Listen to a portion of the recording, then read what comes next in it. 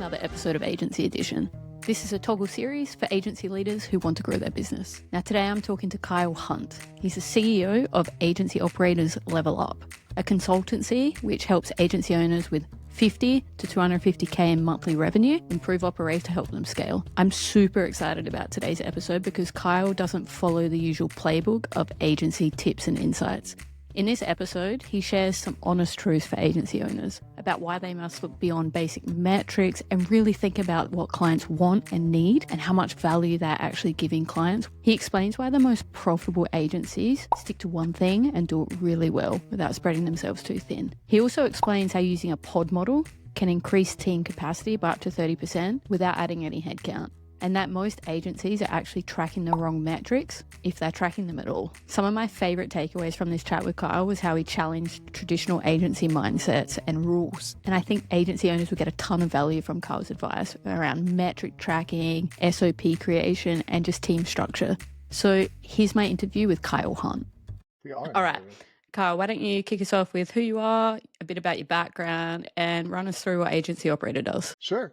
First of all, thank you for having me on this. Super excited to be here and talk about the exciting world of ops, who like 5 people are just excited about talking about ops right now. But so my name is Kyle Hunt, and I'm the founder of Agency Operators Level Up, which is a community and a mastermind of agency owners that are looking to grow their agencies. And I focus 100% on operations. So I don't talk about lead gen. I don't talk about sales.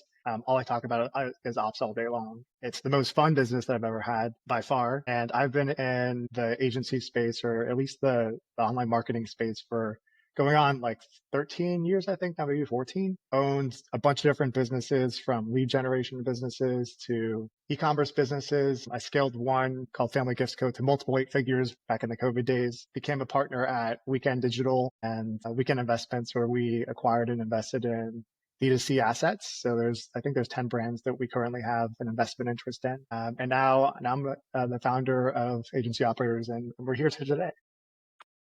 What made you want to niche down just to do ops? Because, normally when, I don't know if you'd pitch yourself as a consultancy, I'm assuming that's how you describe yourself, but normally it's kind of like a full front where they'll come in and help you with like lead gen, ops, all that, but you're just doing ops. So what made you niche down into just ops? Yeah, that's a really good question. And I think that's a function of strategy. And this is actually very similar to like advice that I give to agency owners that I'm working with, which is find something that you do really well and then focus on that one thing and try to scale it.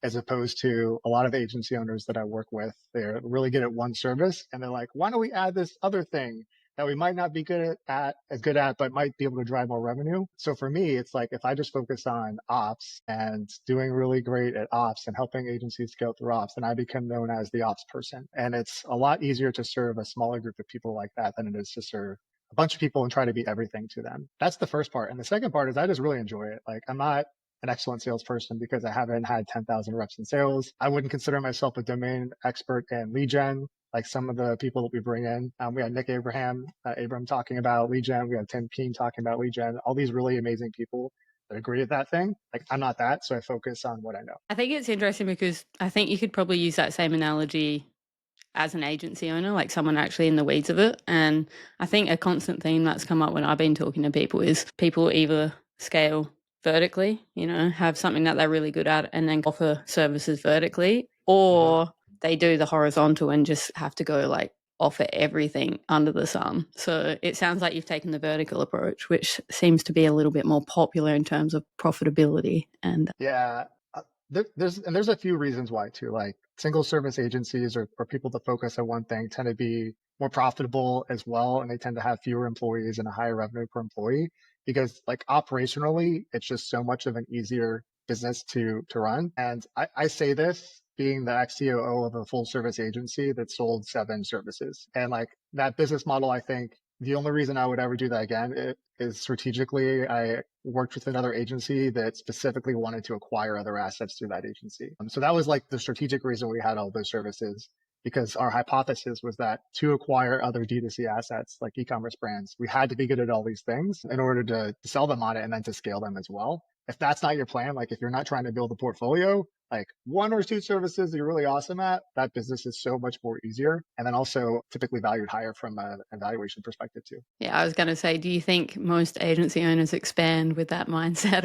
or not? No. Like what usually happens is you're good at one service and then a client asks for another service. And because you're revenue hungry, you say yes. And I think there might be certain business models where that can work. I don't think that agencies is one of them, specifically like the type of agencies that I work with, which are e-commerce or D2C agencies, because the operational excellence required to be great at any service that you sell. So like email marketing, creative marketing, paid media is like unfathomable the amount of things you need to be good at. So you're like, oh, we sell email. Now we're going to sell paid media.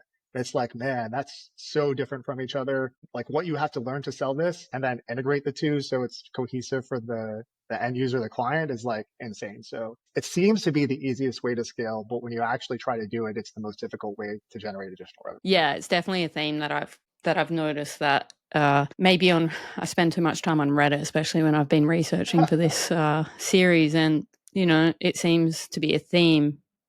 People will get asked to add, if they do a service, and they immediately think about offering it because the client wants it. So I guess people are adding things in different ways, but yeah, I think you'd be a minority in thinking about acquisition when talking about expanding. But I just want to ask about your business now, Agency Operators. About a year old, right? So we started November 25th of last year. So we're almost in month 5. Yeah, it's been fun.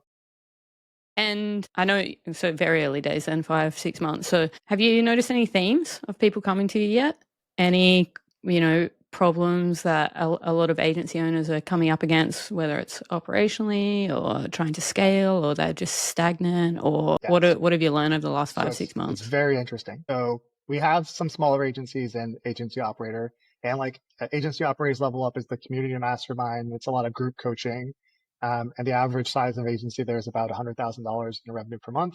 And then I also do one-on-one consulting with some larger agencies that are, $4, $5, $6 million in revenue a year. And they all actually have the same problems. They all have structural challenges of like how to sort people out and to best position people. They all have process issues of like, how do we develop and continue to create processes that people actually follow? Because most people won't. How do we track the right metrics that lead to the result that we want? And the problems are very similar. You just add a 0 to the revenue line. That's the only difference between them. So the problems are all very similar. So I think we'll leave the metric bucket for a little bit because I think we'll be talking about that for a while. But let's start with the people one. Is it a people management problem? Are they having trouble keeping up with the services they're offering? Is it a forecasting issue? All of the above? Yeah. What are people normally struggling with? So I think what the problem usually appears as is people see that their teams are being overwhelmed and they're like, how do I create a structure to get additional capacity out of the team? And most agency owners have read books like EOS or read books like Traction by Gino Wickman, which I think is really good training wheels for small professional service businesses. And they've read things like maybe Scaling Up by Vern Harnish. And those tend to be more functional type of businesses that those create where you have functions. So you might have like a copy function and a design function. And I think that whole model doesn't really work very well with agencies. I think that a much better model than like a typical functional business for agencies is a service line or pod model. And that's where you have groups of highly skilled people that are working together on the same group of clients, because this creates a lot of accountability for those people, for those clients. It's a lot easier to track KPIs because they're attributed to only those specific groups of clients.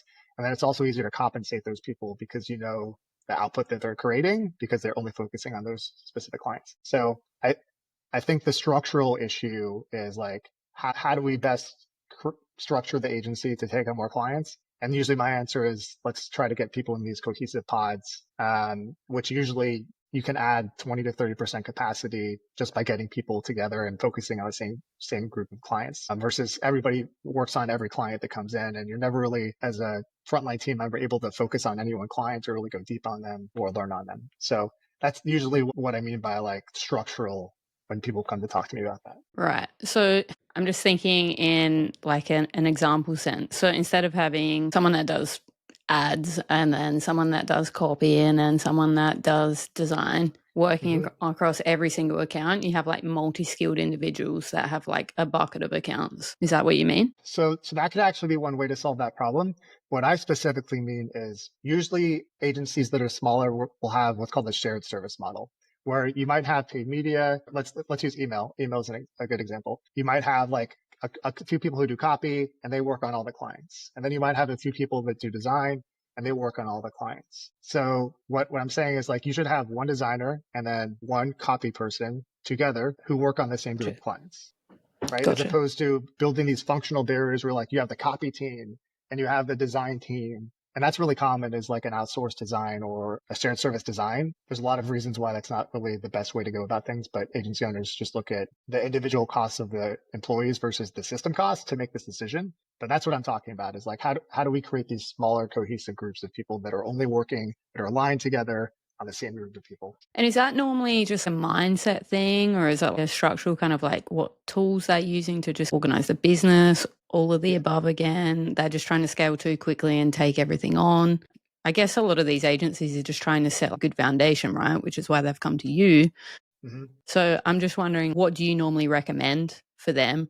Do you just tell them to like chill and like let's fix it from the tools you're using or the people, or what's the advice you're giving to them first? Okay. So this is a really interesting question. So changing anything is very difficult. People are very resistant to change. Naturally, it's like we've had hundreds of millions of years of things and we try to resist the new stuff. So part of change management is making sure something really, really good happens as soon as you're starting to work with somebody so that they trust you and you build that relationship, and then doing the thing that they actually need to do. So like one of the things that I recommend for people who come to agency operators is like, let's do something really impactful first. Like, let's go over your calendar and let's remove stuff that doesn't make sense on there or stuff that you could give to other people and really do this exercise that's really high impact first. And that's the first thing we should do. And then after that, what we should do is the thing that nobody wants to do, but everybody needs to do, which is let's take a look at the foundations of your agency. And that's where we go over things like what's the mission of your agency? What's your vision? What are your core values? And those three things specifically have a really bad reputation because people think they're for larger agencies or they just think it's boring and then they don't want to do it. But I'm like, if you don't understand what you're trying to do long term, how can you possibly figure out what you're trying to do short term, what your priorities should be short term?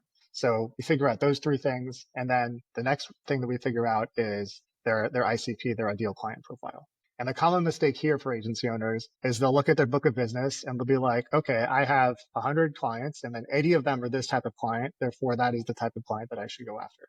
But you're not trying to find the most common type of agency you work with. You're trying to find the ideal agency that you work with. So what I recommend is like you literally pull out QuickBooks or whatever software you use and you look at the last however many years of data you have of clients and sort by revenue and be like, okay, who's actually paid us the most amount of money? And then another column is profitability. Like, because sometimes the clients you have that pay you a lot of money are not very profitable because you're spending a lot of time on them. So we have revenue, profit, and then the last is ease to work with. Like, do you actually enjoy working with them or not? And the goal is to find these small pockets of brands you work with or clients you work with. And it might only be like 4 or 5 clients out of a 100 client list. We're like, wow, those clients make a lot of money from them, super profitable, and it's like really easy to work with them. We get along with them really well, and the relationship is easy.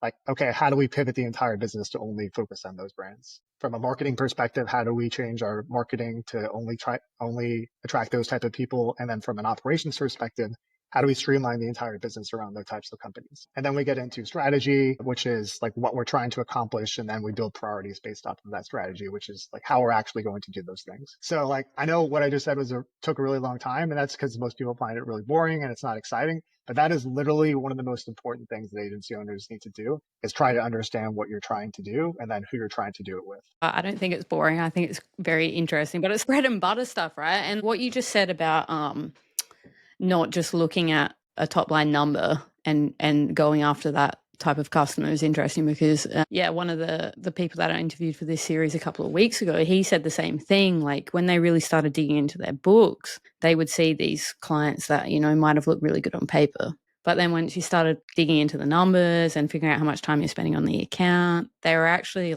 a massive time suck. And it was like, yeah, well, it's actually not that profitable because they may be bringing in, you know, an extra couple of grand a month, but the time that they're expecting us to spend on the accounts actually double. So it just echoes what you were just saying about not just taking the numbers at face value. But just on the back of that, I did read your a couple of your newsletters in prep for this interview, and there was Thank you. one yeah, I thought they were good. They were really good. I put a lot There into was them. one that you were talking about SOPs that I thought was cool because you framed it in a way that I did pick out one of your quotes. The best processes are team-led, not manager-directed. And I thought the way that you're talking about designing SOPs with the team was really interesting because I hadn't really heard anyone frame them like that before. And I think you'd be able to explain it better than me, but you're explaining that when you create the SOPs, get your team involved so they're all on the same page from day one. A, I'm assuming you recommend that to people in agency operators, but B, what does that actually look like in practice? Because it sounds good, but I'm just wondering what it actually looks like when you do it. Yeah, so really good question. This is how SOP creation happens in most agencies, especially smaller agencies, even larger agencies. The founder or a manager will sit down and they'll be like, something went wrong, we need to create processes. And then they will lock themselves in a room for a week and they'll create this perfect SOP document that looks beautiful and has everything detailed and perfect. And then they'll give it to the team and the team will be like, this is not how this works. Like, you're still far out of the business. This is stupid. We're not going to do this. And then it fails. Like that's actually what happens 99% of the time. That doesn't create buy-in for the people who are on the team. It doesn't create excitement. It doesn't help them learn, which is one of the goals of process creation too. It's helping the team learn so they can make better processes for you. So what I recommend instead of having manager created SOPs is team created SOPs. And I call them playbooks. The terms are interchangeable. I think SOP just has like a dirty name, so I don't call it an SOP. And the way that I personally build playbooks is number one, I find something that's on fire. So we need a reason for change. What's on fire? Because most people will just start with something like the beginning of a process. And then people are just creating process to create process, but people don't feel the impetus. They don't feel like the need to create process. So find something that's on fire that you can have a reason to fix. And number two, teach the team what good process looks like. So there's like a course that I have in agency operators on how to create good process. It's like an hour long. You can watch it in 30 minutes at 2x speed if you're inside the group. And we show this to the team, like this is what good process looks like. So they know this is what we're trying to create. And then I sit down with the team in a group environment, like on Zoom like this, and we walk through the thing that's on fire. And I'm like, okay, tell me what the current process is for this. And then we write it down so we can visualize it so that everybody can learn what it is, everybody who's on the Zoom. And I tend to do that for 15 to 30 minutes per day after a daily huddle, which a lot of agency owners are resistant to those too, but I highly recommend them. So every day we're creating new process and we're understanding better of what's happening and we're able to fix things very quickly. So if you do that for like 30, 60, 90 days, you will create process very rapidly and the team will learn how to create good process because you're coaching and guiding on them. So instead of here's the process, I'm like, team, how do we do this? Okay, this doesn't make sense. What's a better way that we could think about doing this? So I coach them on what else, how can we make this better? And I might provide some suggestions, but it's more like coaching so that they learn how to create good process and they learn to understand the process versus me telling them what to do. And the additional benefits to that are that the team is now involved in process creation and you have removed yourself as the bottleneck as the process creator. So they're going to come up with ideas on their own that are better than yours. I guarantee it. And they're going to continue to do that because they were involved in the initial creation of the process. So I think for those reasons, I really prefer having this team created approach versus the manager created approach. Yeah, no, it's interesting. And I think when you explain it like that, obviously the top-down approach probably isn't ideal, right? Because your team are the ones that are actually doing the day-to-day work. They know the processes or maybe how long a certain account will take or a task will take. So obviously it makes sense to involve them probably even more so in an agency than like a standard in-house team, right? Because it is so time dependent on tasks. But Exactly. on the back of that, this is going to be more of like a broad question, but what would your dream like day-to-day like agency operation look like in terms of like a project's coming in and how you set it up and distribute it to like team members? What does your dream process look like if you had an agency right now? Okay. What would it look like on the back end? This is such an interesting question because people have definitions of like project management and what that looks like. So I think that the best agencies are ran and they already know exactly what they're supposed to be doing on a daily basis and on a weekly basis. So your team should be able to come into work and they should already know exactly what they're going to be working on today and for the rest of the week. And it's already pre-planned and it's already pre-structured so that there's less chaos in the agency, and then the work is not variable. So we do something that's called leveling the work, which means if I'm an agency owner and I use email because it's really easy to conceptualize, it's a very linear process that has a beginning and an end. And I'm like, if I am an email agency owner and I have 100 emails that I'm delivering this month for clients, I know that I have 25 emails that are due every single week because there's 4 weeks on average in most months. And then I know there's 5 emails per day that are due every single day because 25 divided by 5 days per week. So the process is level. We don't have this variability that most agency owners have, where they're like, we have 15 things to do today, and then 2 tomorrow, and 7 the next day. No, we remove all that because it's self-inflicted chaos. And in advance, we already know exactly what we should be doing. So like for an email agency or creative agency, you have the entire month pre-planned in advance for what you're supposed to be doing Monday when you come into work, Tuesday when you come in for work, Wednesday for you when you come in for work. So as much structure and pre-planning as possible. And it's like there's a saying, an ounce of pre is worth a pound in post. And it's that same kind of mindset. We're like, we just do a little bit of, and it sounds like a lot of planning. It is not that much. A little bit of planning to stabilize things and to have a very level workload for the team. And it will make their life so much easier and they will be so much happier at work. How are you getting to a point where you know how much all that work, like where you're comfortable plotting it out that far in advance? Are you going by gut? Is it because you've involved your team and they know how long they know that they can handle doing 5 emails a day, but they can't handle doing 10? I guess it comes down to utilization rates, but how do you get to a point where you're comfortable managing all your work like that and knowing that it's not going to go off the rails? I love this. I love this actually. I think utilization is a very poor metric. And the reason why I think utilization is a very poor metric is because utilization only tells you the amount of hours worked. It doesn't tell you anything about the value delivered. And you can have somebody who is at 50% utilization that is a high performer relative to somebody who's at 80% utilization and is a low performer.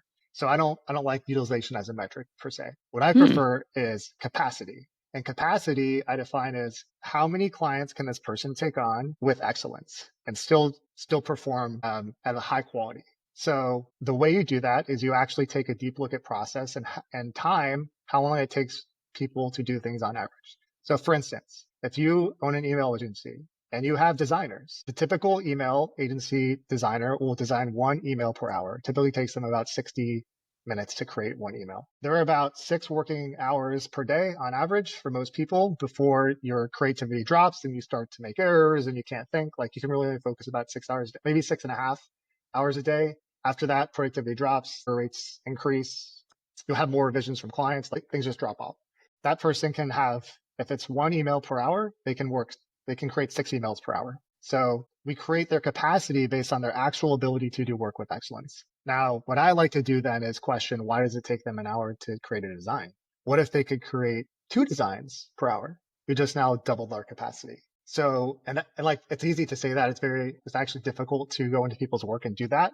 But we actually did that exact thing at weekend, and we were able to double our email capacity because we found that our designers were creating everything 100% custom. So there was no templating at all. It was all 100% custom. And when they did things, they would batch them. So it would take a long time, and then they batch things 30 days out. So clients would have multiple revisions before they approve them. And there's all these things that were stopping them from, like, why can't we do it double versus single? So I prefer looking at capacity, and we do that by actually looking at the time it takes people to do the work with excellence versus the feeling people have where you're like, oh, we can handle 10 clients, because when we tried to do that in the past, the wheels fell off, and like we just can't do that, which is a self-limiting belief. I'm laughing because you brought up batching, and Yeah. I seen you hating on batching in one of your emails. Um, you're using like pizza analogies to describe why batch work is bad. Mm-hmm. Do you want to do you want to expand on what you mean by batching? Because I have a feeling that a lot of agencies may be doing this and they don't know that it's problematic. Yeah. So batching is when you're grouping like things together and working on them for a period of time. So batching, again, email is just really easy to think about linearly. Like if you batch strategy and you create strategy for 1 or 2 clients in a day, and then you pass that on to the next person who's probably like a copy or a designer, and they batch copy and they batch their design. You pass on to another person who's like a designer, like they're going to batch that. And what happens is every time that you're batching things, you're actually delaying the creation of the next part in line. So the average email agency takes like 2 to 3 weeks to create one email, even though there's maybe 1 to 2 hours of actual work to create a single email. And it's because they tend to batch these things together. And then also they tend to have these functional built agencies. So they'll have the strategists, and you have this group of strategists, and they have their own little strategy land. And you have the designers, and designers have their own little silo. So the strategist will batch all these things together, and then they'll send it to the designers. And there's maybe like a 3 or 5 day expected turnaround time. And all of this time increases the chance of errors, increases the chance of revisions, which means that clients are less happy. I mean, your capacity is also going to be lower. So the way I approach it is like, how do we get this thing? And the way I imagine it is like you're passing a piece of paper from one person to the other. How do we get this thing into a state of flow? We're only working on one thing at a time for each person in this process, which is much more efficient. It gets done in a very shorter amount of time. You have less barriers and less silos, and clients are ultimately happier because there's fewer errors and fewer revisions in the process. What does that look like on the back end? Like, I'm trying to think of that at scale. Are you encouraging people to waterfall projects, or if they are batching, to get them out of it and do things in a more efficient way? Yeah. So number one, like leveling the workload is important for that. So like if you know you have 5 emails due today, there's only 5 emails due today. There's not 10. And then it comes down to, okay, what are the emails that we're going to create for this from start to finish? Like we are creating from start to finish today, 5 emails, as opposed to trying to create 100 emails all throughout a process. So like, how do we just create 5 emails today from like strategy all the way down to like implementing and putting them in Klaviyo? And it kind of goes back to what you're talking about right at the start when we started talking, right? Just having like pods, I think you described them as. Is that like, that would be the next step after you create those pods to like put this workflow into place? Oh, there's a lot of steps, but this is definitely one of them. Look at me trying to short circuit it. For Kyle, sure. tell us how to do it on an easy way. So there is no easy way. Let me take that back. Everything that I'm talking about is very simple. Like conceptually, it's very simple. Doing it is not easy. Mm-hmm. It is hard to do, if that makes sense. Okay. Yeah. Yeah. That, like you're talking, no, like you're talking about SOPs. Like, you know, you might get these owners that lock themselves in the room and they've come up with this like beautiful Notion document, but then they take it to their team and the team's like, this isn't it. So I guess you could apply that same kind of analogy to everything we're talking about. Mm-hmm. I'm curious. You explained it really well, your issue with utilization and why you like to frame it as capacity instead. What else do you think is like a commonly used metric that maybe agency people shouldn't rely on so much, you know? Because you ask anyone and everyone's got a list. That agency owners are tracking metrics. What was that? I said the assumption there is that agency owners are even really tracking metrics. Okay, let's go there. So most they of them not? Aren't. No. So like we have 34 agencies and agency operators right now. There's like 43 people in the community because I have some co-founders in there. And I think there's only maybe 2 agencies that have come through that I've audited and have looked at their metrics where they actually had good metrics or any really metrics at all. And the metrics most agency owners are tracking are things like revenue. Hopefully they track profit. They might track some version of gross margin, which is like our cost to deliver goods. Fewer are even tracking churn on a monthly basis or a cohort basis, depending upon how you want to look at it. And then they try to, like larger agencies will be like, NPS is the one metric we should track for fulfillment. Like those are usually the metrics that they track. And the issue with every single one of those metrics is that they are lagging metrics, meaning they have already happened. Like once you see your profit on your P&L, it's already happened. You can't change it.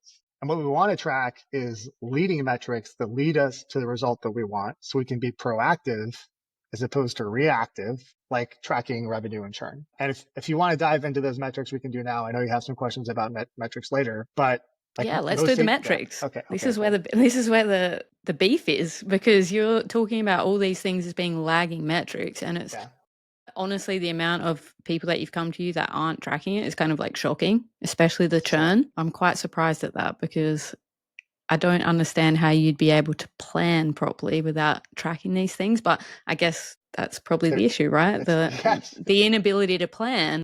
Yeah. Is anyone that you're coming to able to, apart from the two golden agency owners that you mentioned, is anyone doing any kind of meaningful forecasting or any of that, or not? Nothing set up? I think the agencies that are over like $2 to $3 million a year have to have some sort of forecasting, because if not, they're just going to die. Like you can't run an agency that size without good forecasting or some level of it. but it tends to be like we have 50 employees, we have 40 employees. Like we have to have some level of this in the business in order for it not to fall apart. And that's usually the impetus to create forecasting. It's really rare in smaller agencies. And it takes a lot of time to properly do, which I think is probably one of the barriers for them to do it. How hard is it to like retroactively add it though? Just say you've got a 20-person agency, but you're planning to grow, and then you get to 40, and then you're like, oh, we really need to start forecasting and like plotting out, projects and like expected revenue. How much harder is it to retroactively add it rather than start making it a good practice when you're growing? Exponentially harder. Mm-hmm. Like factors of 10 harder. And it's definitely one of those processes that agency owners should be doing regularly, is taking a look at forecasting and capacity. So like I have this whole sheet built out, and it's my most popular lead magnet that I give away on LinkedIn, which is this core metrics dashboard. And we don't do the forecasting on that. There's one that we do inside agency operators where I give the forecasting to it. But that has, I think, all the correct metrics that you should be using, to correct leading metrics that you should be using to look at tracking your agency. Which are? Can you give them away? Can we talk through them? Yeah, 100%. Cool. Absolutely. So the way that you want to think about metric and KPI creation in your agency specific, and I'm gonna talk about delivery here for a second, because this is the one that's usually left out. Like everything that I talked about before was financial and sales or lead gen related. Let's talk about like delivery and ops here. NPS is usually what people use, which again, lagging indicator, doesn't help you. Retroactive, it's not proactive. So the way you want to think about KPI creation is, how do we do the things that our clients value so that we can get to the result that we want, that will lead to the result that we want. And generally the way that I advise agency owners to do this is like actually go talk to your clients, like talk to your 5 best clients and ask them, what do you value from us from a service perspective, from an experience perspective, from a delivery perspective? And then we turn those things into KPIs. But if you do like hundreds of those calls like I have, you boil them down into like 5 main KPIs. The first KPI is a performance KPI. So some sort of performance metric. And this is usually what you sold the agency, what we sold your client on. And if you're a paid media agency, this is like revenue, it's your revenue. If you're email, it might be the same thing. If you're creative, it might be that as well. So like if you're B2B lead gen, maybe it's number of leads, like whatever the thing you're selling your client on, that is the number one thing you track, because it doesn't matter what else you do. If you don't actually deliver on that promise, they're gonna quit. Like they're gonna resign. They're out. They're terminating your contract. So that's the number one thing, is performance. But then and that's on a per client basis. And we look at that every single week as a leadership team. So every single client, are they 100% of where we told them that they'd be at, or are we 30% of where we'd be at? The second metric is revision percentage. Clients want you to create things that are perfect every single time. And they don't want to have to tell you, I don't like this, or they don't have to tell you, you should have a different font here. And every time that they tell you that, they're thinking, why am I paying this person all this money if I have to tell them what to do? That's literally the thought that's going in their head. So they value the smoothness of not having revisions. So if we have a process where we're performing and there's no revisions, like clients super value that. The third metric is errors. So you've delivered an ad to a client, and then you find out you put the wrong logo in there. The link goes to the wrong landing page. All those things that the clients find out about afterwards, where the same thing is going through their mind. They're like, oh, they keep messing up. Why am I paying them all this money? I should just do this myself, or like pay somebody else to do it who doesn't screw up all the time, right? So we look at metrics like that, where we know if we do these things that clients value, that will lead us to the result that we want, which is clients to stay for a long time and pay us a lot of money. That is how you become proactive with KPIs versus reactive. Because if they're not hitting performance, or they have a lot of revisions, there's a high risk of churn. As opposed to, okay, we track churn, what happened? That's the difference. Is this something that like is specific to each agency though, right? Or are you telling every agency to track these things in a broad sense, and then they can hone in on what's really important to them, depending on what they're selling or what they're offering or what their productized service is? Yeah. Every agency needs a performance metric on a per client basis that they're tracking weekly, if not daily, if you have much larger clients where there could be a very large amount of ad spend or a very large amount of deliverables. Revision percentage, if you have any process where a client is approving something or disproving something, you need to track that. Error rate, another thing you need to track, if generally, even if you don't have a client approval process. Another metric is either lead time or time to value. And time to value, there's a lot of different ways to measure it, but Like how I measure it is from the date that they became a client until the date that we reach the goal that we promised them. Like how long did that take? Because we want to shrink that. And the best business would be like, hey, I'm going to sell you this thing and we're going to get these results. And then tomorrow or the same day you deliver those results. Like that's the best business. But most agencies have this 90-day onboarding program where you're like, it takes us 90 days. And my clients don't like that. They don't value that. And they would pay a lot more money for it if you could get the results sooner. So we focus on that, as well as lead time, which is back to email. Like how long did it take for us to deliver these emails on average? Because the longer that process takes, the more issues pop up, the more revisions happen, the more errors happen. And we want to shrink that time to as little as possible as well. So I think those metrics specifically, every single agency should be tracking at a service perspective or on a pod perspective. And there's other ones as well that you could get into if you really wanted, but like just start there. Like that's where you start. And practically, how are you advising people to track this? Because again, this sounds great, but if I'm an agency owner listening to this, it's like, what tools do they need? Or are they collecting this stuff manually, inputting it into a sheet? Like, how do they actually go about doing what you've just suggested? Good question. So performance is going to be different depending upon the service that you sell. So if it's email, like you might just pull data from Klaviyo, and Klaviyo has horrible APIs, so you might have to pay someone to do this. Yeah, Klaviyo. Yikes. God, Sorry, you guys are killing me. Klaviyo. Yeah. If it's Facebook, like there's softwares out there that you can API data into the sheets, and they're not cheap, but like they work. If it's like lead gen leads, it's really easy to pull those numbers off of a calendar. You're probably already tracking those things. So whatever type of service you sell, there's some automated way to track performance. Revisions, you need some sort of project management system. And I really like ClickUp for agencies for a few different reasons, which I don't have time to get into today. But I really like how you can just create custom fields for revisions. Then you can count those revisions. So you can automate revision tracking and ClickUp. Error rate is the one that's difficult, if not impossible, to track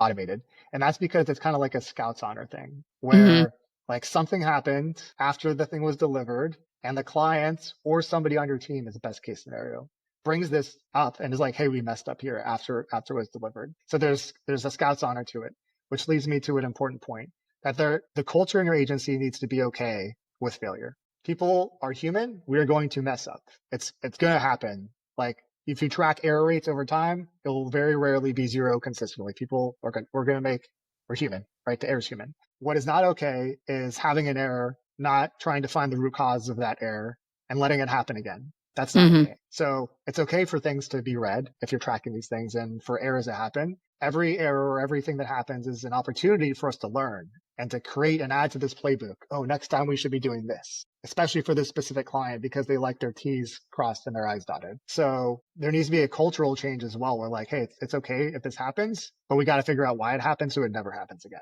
I guess that goes back to what we were talking about about SOPs though, right? Like in a broader sense, if you involve people in creating these processes and get them to have some skin in a game, I'm assuming that's where you kind of encourage that, because the more people get involved and comfortable in the processes, the more comfortable they're going to be with being, maybe admitting that, a mistake happened or there was a wrong link or a client complained, because you're right, it's going to happen. Like no agency is perfect, especially when you're scaling. And I think that the phrase you just mentioned, skin in the game, is important too, because that actually means you need to compensate people based on this as well. And like the way that I typically do this, because I think this is the way that best aligns everybody's interests, is some sort of profit share. So I'll give the team a percentage of pod profit for that pod. So they're incentivized to create new processes. Because if you're like, hey, we're going to create all these processes, they're going to be like, that's not what I signed up for. Like, that's not my job. So you're like, you're right. So I'm going to pay you for it in the form of a profit share. So every new client that we bring on is additional revenue, is additional profit. Like, how do we bring on more clients? How do we increase the capacity of our team members, of yourself, so you can bring on more clients or bring on larger clients that pay us more money so we can all make more money together? So there has to be like a level of buy-in from a compensation perspective as well. I think this is something that most agency owners who are new to process creation, like you might have a fire and people might be okay solving it. But if you continue to do it after the fire is solved, they're going to be like, why am I still doing this? The answer needs to be because I have a impact from it. Like I get personally impacted positively, hopefully, because we're creating new processes that are allowing us to do better things, and I get paid more money. How does that go down when you suggest that? Honestly, not that bad. Like most agency owners are open to some form of additional compensation for the team if it gets them to the result that they want. Right. Makes sense on paper. It's just interesting. When you were telling me that, I was like, sounds great. What does it look like when you actually suggest that to agency owners? Are they open to it? Is a profit share model something that has been around for a long time, or is this kind of like a newer thing for agencies? Or like, what's your opinion on that? Yeah, I think it's been around for a long time. I don't think it's been used very often. Right. That's a And I shame. think it's like, if you think that you as the agency owner do all the work and you tell people what to do, if you're using that same thinking, they don't deserve a profit share. But if you flip that upside down and you're like, the team does all the work, the team knows the best way to do this, they're the best people who can help create process improvements, thus make more money for the people, then you want to compensate them via a profit share. So it's a mentality, I think. It's like a thought process. Yeah. Yeah, it makes sense. And obviously it all feeds back into, the people that are working for you, as I said, getting skin in the game. If they're invested financially as well, they're obviously Exactly. going to have, people want money. Like, yeah, they want a good workspace and good work-life balance. But agencies, it's not easy to work in an agency. That's the theme that's come up in this series as well. Yeah, it's like good work and it's challenging, but it's also like difficult, right? Which is why we talk about, utilization metrics. I hate to trigger you about talking about It's all good. It's all utilization, good. but like this is why you can't have people running at 100% all the time because it's not sustainable. You mentioned 6 hours before creativity gets burnt out. Yeah, of course. Like you can't have someone working 40 plus hours a week and expecting them not to mess up. So when you're talking, it all kind of like links back together. If you take care of people, don't expect them to work nuts, they won't mess up. But if you give them a space where they are comfortable in admitting their error, then it will like work out, right? But we're talking about 100%. profits, and I obviously have been sifting through your emails. But you mentioned that you were working with a client who had stagnant growth. I think that's how you framed it, and they were stuck at like 1 million ARR and they couldn't shift. And you were talking about how if they just increase their margins, I think it was by like 10%, they would have increased their profits by 60 or something like that. Yeah. And I'm just wondering, how do you go to an agency owner? Do you open their books up and say, if we just tweak this and make this work, we could get, a 60% increase in profits? What are you looking for when you're advising people to make margin changes in their pricing and things like that? Okay. Good question. Bit of a How do you loaded think one, about, sorry. yeah, I know it's good. So how do you think about price changes? The reality is most agency owners are too cheap. Like most of you are just too cheap. And it's because you don't really understand the value you provide to your clients and what they receive. And you have a self-inflicted view of your own value. So like there's agency owners that I'm working with. They're like, oh yeah, we made our client $1 million last month and they have $3,000 contracts. And I'm like, the value discrepancy there is incredible. And I also know market rates for just being in the agency space for so long. So like if you're selling creative and you're $3,000 a month, like that's very difficult to do, especially if you're sourcing or have professional film. So I'm like, if we double this, and you don't even need to double it, right? This is how the math works out. So if you're a 20% net agency and you increase your prices by 20%, 100% of that price increase, if you sell more clients, will go to your bottom line. So if you're 20% net and you raise your prices 20% and you sell more clients at that new price point, you're now 40% net.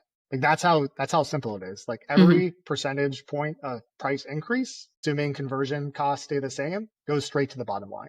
And that's a really easy conversation to have. Actually, we're like, oh wow, we don't even need to but they have this perception where like we need to triple prices, which oftentimes I do recommend that. But it's like, even if you just did a 20% price increase, like I promise you, sales will not be impacted and you can double your margins in the next year by just doing that. And then I also like to look at that on the inverse perspective as well, because every percentage point of increase in capacity of our team also goes straight to the bottom line too. So if you're an agency and you increase your prices 20%, you just double your profit. And if you also increase the capacity of your team to take on more clients, previously they could take on 4, now they can take on 5, you doubled your profit again just by those two simple changes. 20% price increase, 20% increase in capacity. So that's what we're trying to focus on. Like, how do we just do these things, these simple things that can make really big impacts to our agency? Because it's simple, it's not easy. Is there a margin percentage that you like to see when agency owners come to you? Yeah. I guess it depends on the size and ARR and things like that. But Mhm. what kind of benchmark do you normally like people to have? Okay, I'll give a few benchmarks here because I think benchmarks are important. So I like to see the cost of delivery, which is essentially gross margin, of anywhere from 20 to 40%. If we include leaders in the leaders that do the delivery. So in my system, we use pod leaders who are leaders of these pods or service line leaders who leads the service line. I want to see 30 to 50% of total revenue going to that talent. And if it's less than that, then it seems good, but I'm like, do you have the talent commensurate with the level of pricing? Like, do we have talent gaps here? Because maybe we're paying people too little that are international and we're having these big contracts. Like maybe we need a better level of talent. And if it's too high, it's the opposite. It's how do we raise pricing? Because your margins for what the current business is don't make sense. So gross margins, and that includes everything for the cost of delivery. So if you're a creative team, that includes the cost of models, that includes the cost of software for the people that are doing the thing, like all of that, 30 to 50% max. And then I like to see 10 to 20% go to operations and to management. So that's 30% left, unless you do ads. And then there's maybe another 10% in there for ads and sales. The average agency that I see is already like, if they're smaller, like 40% net. They're sub $500,000 because the owner is doing most of the work, which is not sustainable long term. So their margins are going to drop. But the best part about agencies is they're cash generating machines, more than any other asset that you can own, more than e-commerce, more than a SaaS. Like agencies put off cash. So 20 to 30% is pretty good. We work with some agencies that are 40 to 50% net.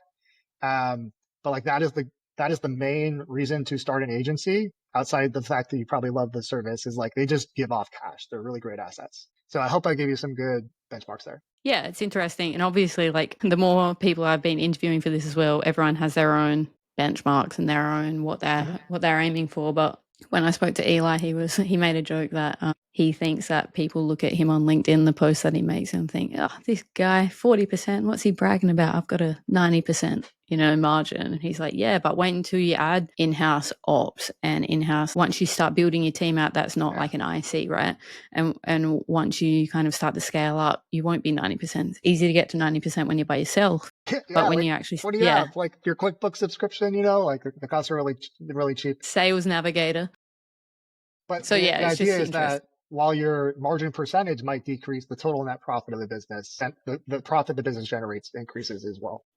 Yeah, no, it's interesting because your numbers are pretty much in line with what I've been hearing from people that have kind of multi-million-dollar agencies, right, that have been around for a long time. So yeah, interesting. I just wanted to ask you about, because we're talking about churn, and I know obviously people aren't tracking that, which is kind of problematic, but we're talking about clients and retention. And I think another constant theme I've been hearing is almost like a expectation setting when someone's joining the agency, and just like really getting that right, so people aren't expecting things to go live in 2 days, or them to get immediate results if they're in like certain industry like SEO or whatever. Maybe a bit of a spicy question, but do you think agencies have a bit of a reputation for under delivering? And on the flip side of that, how can agencies put up some guardrails when they're onboarding clients to make sure that they're setting expectations correctly in terms of like deliverables and results? Yeah. So how do we make sure expectations are set appropriately for clients? And then our agency is notorious for onboarding clients and giving them false perceptions. If you want to answer that. Yeah, I think so, for sure. And the reason, well, there's a lot of reasons, but I think the main root cause of this is there's zero barrier to entry to become an agency. Like you put your name up on Upwork or on a website, and then you put a Twitter post and a LinkedIn, voila, you have an agency. So there's no like formal process you go through to become an agency owner. So yes, there's a lot of people that are over-promising and under-delivering, even in larger agencies. And like the way that you combat that is you actually take a look at process. You understand the time to value that it takes to actually give clients the value. So when you're selling them on the thing, it's based on data. It's not based on your sales pitch. And then what was your other question? Let me get in that one too. Just about how agencies can kind of just avoid false hope, and when people actually get in and start working with them, that they're not annoyed and feel like they've been let down. Okay. Yeah. If there's anything that you can offer in terms of like onboarding or during the sales process, not like over delivering, not over promising, that kind of thing. I mean, obviously doing the sales press, don't over deliver on the sales process. But like, if you think about it from a first principle perspective, if we just like boil it down to the most basic units of the thing, it's like, if you actually do what you tell clients to do, then clients will be happy. And if you're over promising on those things, then it doesn't matter. Nothing else matters. Like clients are going to be unhappy and they're going to leave. So now like, you can create nice onboarding processes and you can create nice sales handover processes so the teams are informed and they have a better understanding of things. But ultimately, if the client doesn't get what you sold them, the client will leave. And the way we used to combat this at Weekend is we would do audits. And because at Weekend we're acquiring assets versus just trying to sell people on like services, we would do full P&L audits and balance sheet audits. So we would know exactly what their costs were, exactly what they're paying themselves, exactly all the things. And then we would build out projections based on what we think that we could do with their brand. So like we knew coming into the first month, like this brand is a shit show. I don't know if I can curse on here. Whatever. You can definitely curse. Okay, cool. Yeah, this brand is a dumpster fire. So we're going to need to do really these things. We're going to need to cut costs here. We're going to need to move ad spend here, do these things from a content perspective to get this thing to where it should be at. So for us, that was really helpful because like we already knew everything going in. If you don't have an audit process in your agency and you're just bringing it on clients like that, that is a difficult situation. So I would advise some sort of audit process, whether it's paid or unpaid is up for debate, but there should be some sort of process where like, you know exactly the situation that you're walking into prior to signing the client. And then you're building the roadmap based on that, based on like the team's actual ability to deliver. Definitely a theme again that I've heard, but again, a theme from like the larger agency owners with the multi-million dollar like revenue, because they've got processes in there. They won't offer just like a cookie cutter proposal and stuff. They want to actually get in and have a look around and see what they can do first and figure out if they're actually a client that they want to work with as well. 100%. Like the audit was more for us. We're like, do we want to acquire this thing and work with them? Than it was for the client who got a lot of value from the audit. But it's a sales filtering process as well. Yeah. All right. We're nearly out of time. So I just wanted to ask you, because it wouldn't be, a podcast if I didn't ask you. What do you think about AI in agencies at the moment? Are people using it? Are people hesitant? Are people, overestimating its importance in terms of like client deliverables and how they set things up? What's your take? Okay.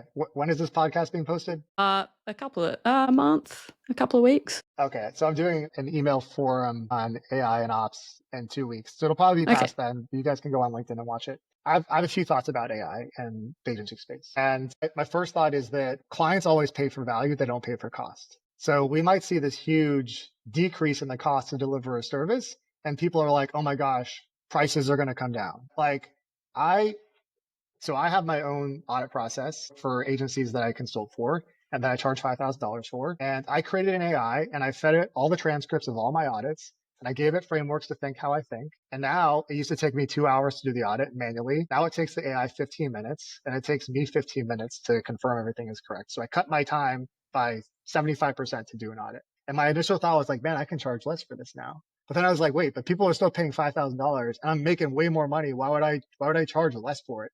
So people are always going to be paying for value delivered, not for the cost that's there. I think that's really important to understand. Another point is that if it doesn't matter how good your operations are, sales and lead gen will probably be the bottleneck for most agencies, because sales and lead gen consistently at a good CAC or cost per acquisition is incredibly difficult and notoriously a bottleneck for most agency owners. So you can have the best AI service in the world. It doesn't matter if you can't sell it. So sales ops and lead gen ops and making sure these things are all great processes and not going to be the bottleneck of the agency is also going to be super important. I think most agency owners now are criminally underutilizing AI. And I think over the next year, you're going to see a lot of agency owners who don't use it go out of business.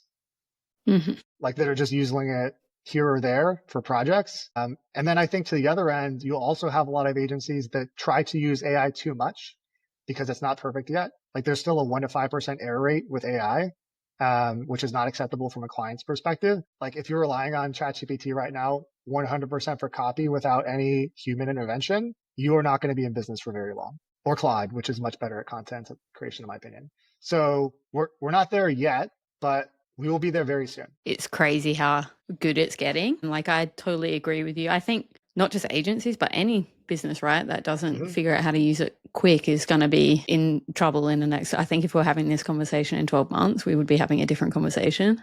But it's interesting to hear your use case, because that kind of stuff makes perfect sense. And like you say, people don't care how you're doing it if they're getting the result. People don't care if you're doing your audit or your customer research or, setting up things. Where I've heard that people aren't using it is more what you've just said, the generative AI, actual copy or stuff like that. I think it will get there. It's not there yet, but I think it will get there. And then there's going to be a whole nother discussion about how to differentiate when it does. So yeah. It will get there. The differentiator that's going to make it get there faster for your agency or not is how much IP do you currently have in your agency? And by IP, I mean written down process, written down transcripts, written down information you can feed into the AI. Revisions prompting is a from skill, humans. don't you think? So, prompting is a skill. So it is. I think the prompting will become less important as the AI gets smarter. The data that you feed into it is going to determine the difference between success or not. And like here's the example that I'll get to too is, and somebody posed this question to me on LinkedIn. They're like, how can we use AI for process improvement? And I'm like, there are so many competing frameworks for process improvement. And right now, AI takes the most generalized one because that's what it does. It just tries to predict the next word, which is the most general word. It doesn't care about frameworks, and it will give you competing ways to make a process better that are opposite of each other. So you need to be very specific with the data that you're giving it, and you need to be very specific in how the AI should use it and think in order to get the result that you want, because it's just using generalized data. So like very specific IP, very specific things you're feeding it, and very specific ways to solve those problems to get the most out of it. I just want to ask you one more thing. Do you set up like specific when you're talking about that? Like, I've seen people set up gems, for example, with what you're talking about, IP all loaded in, and then that creates its own little like mini agent where you can ask and feed questions just from, say, 10 elements that you plug in there. Is that kind of what you're using it for, or you're encouraging people to build out specific things for specific processes? So you can have databases of information, and these are usually like vectorized storage bases, and like ChatGPT is really good. A lot of people use these third-party things like Pinecone or other types of databases. So like you can have all this data in one place. You'll probably need individual agents that do one or two things to pull the data to do that thing in the best way. So for example, like one of the ways I'm using AI right now is it records every single call transcript that I'm on, and it puts it into a database. And then from those calls, I tell the AI, this is all automated, like, hey, tell me 5 things from this call transcript that I could use to write content. So that's one agent, but it's the database. And then I have another agent that's like, hey, from these sales calls or from these calls with other people, tell me 3 things that I can improve. So I have a database that's aggregating all this data together from transcripts or from whatever. And then I have individual agents that have tasks to pull out from all that data, if that makes sense. Yeah. So it's just constantly learning, constantly getting fed about stuff that is important to your business. Yes. That's like my thoughts and my words, as opposed to general data that ChatGPT or Claude or Gemini is going to want to, give you. And are you using ChatGPT? Is that what you use, or do you use something else? I prefer Claude. I like Claude. 3.5 Sonnet actually over their new model, 3.7. Niche. I think it's better for content and for copy, so I tend to use it more. It's also better, I think, from an analytics perspective than ChatGPT. So they just came out with a new plan. Anthropic did yesterday of like $100. So now I'm on that plan. Drop your affiliate link. But it goes, Gemini just created Gemini 2.5, and it's an amazing model as well that can do a lot of things that ChatGPT can't. So, there's an arms race right now with AI, and I tend to use them for different things, but Claude is definitely getting most of my attention right now. It's good for us. It's amazing. And like I said, if we had this conversation in 12 months, I'd love to hear how you're using it, how your clients are using it. I bet you would have a completely different conversation. Yeah, they're AI cyborgs running their agencies now. I know. AI doing the interview. Oh, don't. Right. Kyle, thank you so much. It's been really fun. I just want to wrap up. Why don't you tell people where they can find agency operators, find yourself on LinkedIn, drop all your info. Yeah, sure. So you can find me at agencyoperators with an s.io. So agencyoperators.io. You can also find me on LinkedIn. Just search Kyle Hunt or search like ops. I tend to pop up there on the top. And so appreciative, Kimberly, that you had me on this podcast. So this was really exciting. Yeah, it's been so fun. Thanks so much, Kyle.